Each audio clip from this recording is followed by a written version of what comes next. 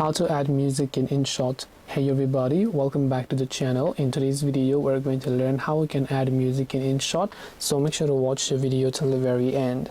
Now if you want to actually add music in InShot, it's actually quite very simple. Open up the InShot app and right here you'll be able to see the media that you have added. So under this media, if I want to add a music, what I will do is just tap on this little music icon here after selecting the media. So tap on music and we will select the plus icon next to the music because we want to choose from gallery, or you can choose any of the other ones. So over here you will get all the recommended songs from InShot themselves. But if you want your own music, go to your own music, or you can go to imported. So go to imported section, tap on import, then import a audio over here. Then once you've done that, you'll be able to add them to your InShot editing timeline, and this way you'll be able to go ahead and then basically add music in InShot. Hope this video was helpful. If you have any questions, feel free to leave them down below. Thank you for watching till the end and see you soon in the next video.